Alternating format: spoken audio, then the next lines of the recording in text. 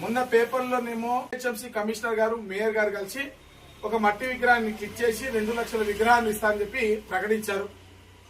మరి ప్రతి సంవత్సరం కూడా జిహెచ్ఎంసీ మట్టి గణపతులను పంపిణీ చేస్తుంది, అదేవిధంగా హెచ్ఎండిఏ కూడా ఇస్తుంది. కానీ ఈసారి పూర్తిగా అట్టర్ ఫ్లాప్, తూతూ మంత్రంగా పేపర్ కి మాత్రం కొన్ని ఇచ్చి ఒక డివిజన్ కి 200 విగ్రహాలు 300 విగ్రహాలు ఇచ్చి ఈరోజు చేతులు దొరుకునేటువంటి పరిస్థితి. ఒక్కొక్క డివిజన్ లో రమారమి 60,000 జనాభా ఓటర్లు ఉంటారు.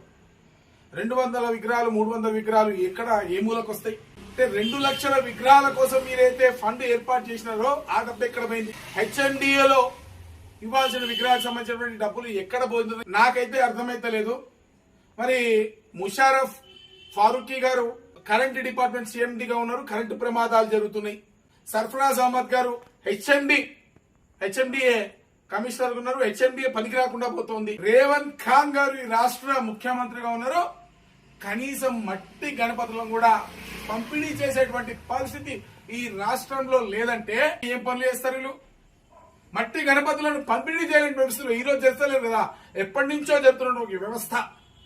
ఇవి కనీసం మట్టి గణపతులను కూడా పంపిణీ చేయలేని పరిస్థితిలో తెలంగాణ రాష్ట్ర ప్రభుత్వం రాహుల్ ఖాన్, రేవంత్ ఖాన్ ఆధ్వర్యంలో నడుస్తున్న ఈ కాంగ్రెస్ పార్టీ ఈరోజు మట్టి గణపతులను కూడా పంపిణీ చేయలేని పరిస్థితిలో ఉందంటే దీని వెనుక ఏముంది నాకైతే అర్థమైతలేదు. మరి మీదే ఇన్ఫర్ చేసుకోండి.